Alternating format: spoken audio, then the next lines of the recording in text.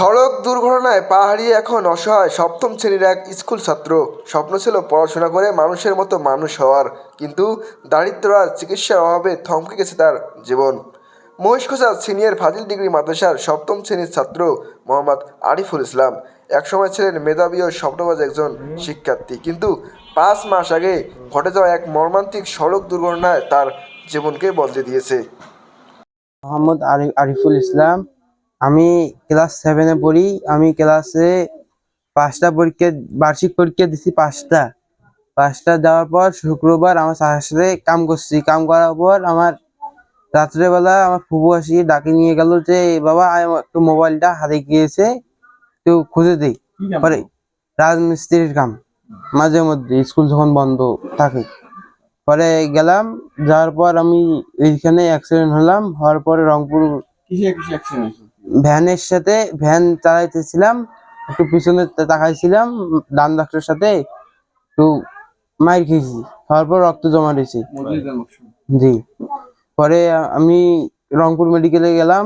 ওইখানে পরে করার পর ব্যান্ডেজ করে দিচ্ছে। ব্যান্ডেজটা 3 পর খুলতে বলছে, সেটা আমরা খুলিনি। যে যে অপারেশন করছে সেই জায়গা খালি খুলছি। সেই কারণে যদি 14 দিন পর গেলাম, যাওয়ার পর দেখি আমার পায়ের মাংস পচে গেছে। পচে যাওয়ার পর আমরা সামনে দিতে না পারে ঢাকায় পাঠিয়ে দিল। তখন অপারেশন করার পর রক্তটা নাই। তোমার রক্তটা থাকলে তোমার হইতো, পাটা থোয়া যাইতো। এখন ভুল চিকিৎসার কারণে এখন আমার পাটা নাই। ঘটনার দিন বাবার ভ্যান নিয়ে আন্টিকে সঙ্গে করে মোবাইল খুঁজতে বের হয় সে। পথে একটি মসজিদের দান বাক্সের সাথে ধাক্কা লেগে তার পা হাঁটুর উপর থেকে গুরুতরভাবে ভেঙে যায়। এরপর রংপুর মেডিকেলে চিকিৎসা গ্রহণ করে। সেখানে অবস্থার অবনতি হলে নিয়ে যাওয়া হয় ঢাকা পঙ্গু হাসপাতালে। অবশেষে কেটে ফেলা হয় তার একটি পা। ছেলের চিকিৎসার পেছনে সর্বশান্ত হয় ভ্যান চালক বাবা। বর্তমানে অর্থের অভাবে দিশেহারা ওই পরিবার। ছেলের চিকিৎসা ও কৃত্রিম পা স্থাপনের জন্য পরিবার চেয়েছেন সহযোগিতা। আমার এই পোলা একটা বড় পোলাই আমার, এই পোলাটা মাঝে মাঝে ভ্যান গাড়িটা চালাইতো। চালার কারণে সেদিনকে অ্যাক্সিডেন্ট হওয়ার পরে লাস্টে বাধ্য মতন রংপুর মেডিকেল নিয়ে গেছে। রংপুর মেডিকেল একটা চিকিৎসার কারণে পোলাটা পা রাখতে পারি নাই। এই পোলা নিয়ে গেছিলাম ঢাকাতে চিকিৎসা করাই অবস্থা ঢাকাতে পা কাটছি। কাটার পরে পোলার পেছনে প্রায় 6-7 লাখ টাকা ছিটাইছি। সামন দিকে চিকিৎসা করাবো, আমার দ্বারা তকবির মতো আমার কিছু নাই। আমি দেওয়ালে পেটের মধ্যে আমি ঠেকে গেছি। এই ভ্যান গাড়িটা আমি চালাই, শুধু ভ্যান গাড়িটা চালাই পোলার চিকিৎসা করাইছি। সামনের দিকে যে চিকিৎসা করাবো আমার দ্বারা তকবিক নাই। আপনারা যদি একটা সহযোগিতা করেন, আর যদি ফিরতি পা যদি লাগানো যায়, যদি আপনারা সহযোগিতা করেন, তাহলে আমি পোলাটা ফিরতি পা লাগাইতে পারবো, স্বাভাবিক মানুষ একটা হাঁটাচলা করতে পারবে। পোলাটা মুখের ভিতরে আমি দেখতে পারতাছি না, আমার বাড়ি গেলে বুক ফাটে কান্না আসে। বিডিআর হাসপাতালে নিছি।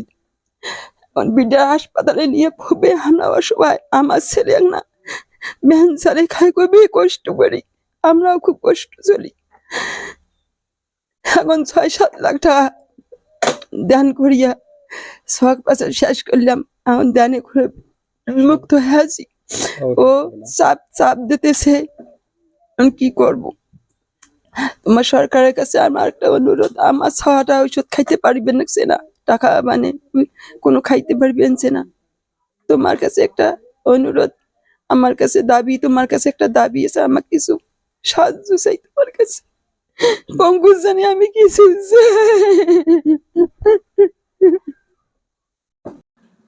চিকিৎসকরা বলছেন উন্নত চিকিৎসা ও একটি কৃত্রিম পা লাগানো হলে আবার স্বাভাবিক জীবনে ফিরতে পারে আরিফুল। তাই নিজে একটু ভালোভাবে বেঁচে থাকার জন্য সরকার ও বিত্তবানদের কাছে সহযোগিতা চেয়েছেন আরিফুল। আমি সরকারের কাছে কিছু সহযোগিতা চাই। 7 লাখ টাকার মতন খরচ গেছে। আমার একটা টাকা নাই, মানুষের কাছে অনেক ঋণ আছে আমার। আমি যদি কিছু ওষুধ খাবো সেই টাকা পর্যন্ত নাই। আমি যদি সরকারের কাছে কিছু সহযোগিতা চাই, আমি এই পর্যন্ত একটা টাকা সহযোগিতা পাইনি। আমি সরকারের কাছে অনেক কিছু আবেদন দিছি, কিন্তু কাজ শুরু হয় নাই। চোখের সামনে বেড়ে ওঠা আরিফুলের আত্মনাদ দেখে প্রতিবেশীদের হৃদয়ে দাগ কেটেছে। তাই তারাও সরকার ও বিত্তবানদের নিকট চেয়েছেন সহযোগিতা। আরিফুল আমার একদম প্রতিবেশী, একদম ক্লোজেস্ট প্রতিবেশী, সে সম্পর্কে আমার ভাই হয়। তার বাবা ভ্যান চালক, চালিয়ে সংসারে ব্যয় নির্বাহ করে। হঠাৎ করে গত নভেম্বরের শেষের দিকে তার এই দুর্ঘটনায় শেষ পর্যন্ত চিকিৎসা করে পাটা এক পা হারিয়ে ফেলে। এই চিকিৎসায় প্রচুর পরিমাণ ব্যয় হয়েছে, মিনিমাম 5 লক্ষ টাকার মতো ব্যয় হয়েছে তাদের। এই ক্ষেত্রে তাদের কিছু জমানো টাকা ছিল এবং অলরেডি অনেক টাকা ঋণ হয়ে গেছে। এদের শুধু ভিটা বাড়ি ছাড়া কিছুই নেই। এখন সমাজের সরকার এবং সমাজের যারা ধনী ব্যক্তি আছেন তারা যদি এর একটু সহায়তা এগিয়ে আসেন, তাহলে পরিবারটি এবং ছেলেটির পড়াশোনা থেকে শুরু করে এক সহায়তা হবে। আমি বাংলাদেশ সরকারের প্রধানমন্ত্রীকে তারেক জিয়াকে সালাম জানাই। আসসালামু আলাইকুম। আমি এই নাতিটা অ্যাক্সিডেন্ট হওয়ার পর আমি পঙ্গু হাসপাতালে গেছিলাম।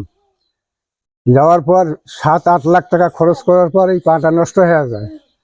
তাই সরকারের কাছে আমার আকুল আবেদন, এই আমার এই নাতিটা এমনভাবে যে কিছু চলিপড়ি খাবার পায়, এই জন্য সরকারের কাছে আমি একটু সহযোগিতার হাত বাড়িয়ে দেওয়ার জন্য এইটাই আমি তার কাছে দাবি করি।